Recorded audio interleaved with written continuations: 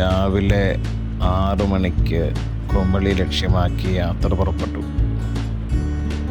മനോഹരമായ റബ്ബർ തോട്ടത്തിനിടയ്ക്കൂടെയുള്ള സഞ്ചാരം, വളരെ രസകരമായ ഒരു യാത്ര.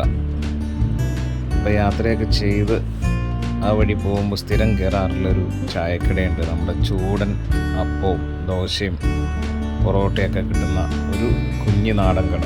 അവിടെ കയറി നല്ല ചായയും മുട്ടക്കറിയും ഒക്കെ കഴിച്ചിട്ട് ഞങ്ങൾ ഇറങ്ങി വീണ്ടും യാത്ര അങ്ങ് തുടർന്നു. അപ്പോൾ ഫ്രണ്ടിൽ KSRTC ബസ് ചീറിപ്പാഞ്ഞ് പോകുന്നുണ്ട്. നല്ല തേക്കടി ബസ്സാണ്, നല്ല സൂപ്പർ ഒരു ബസ്.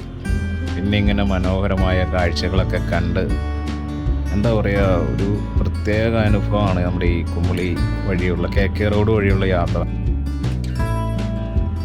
അങ്ങനെ വണ്ടിപ്പെരിയാർ എത്തിക്കഴിഞ്ഞപ്പോൾ പുതിയ പാലം കണ്ടു കഴിഞ്ഞപ്പോൾ ഒരുപാട് സന്തോഷം തോന്നി. കാരണം അതിൻ്റെ ആ പാലം പണിയാനുള്ള ആദ്യത്തെ വർക്ക്, ആ പുഴയിൽ ലെവൽസൊക്കെ എടുത്ത് ചെയ്ത ഓർമ്മകൾ ഞാൻ കൂടെയുള്ള സതീക്ഷക്കായിട്ട് പങ്കുവച്ചു.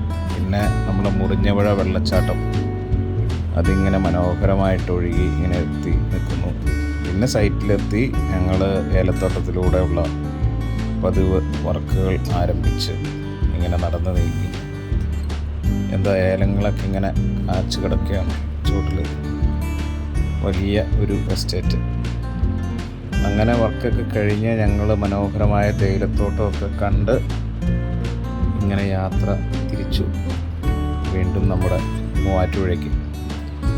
വന്ന വഴിയും വളരെ നല്ല കാഴ്ചകളാണ് ചുറ്റുംപുറം. ഇടുക്കി ഡാം വഴിയാണ് ഞങ്ങൾ വന്നത്.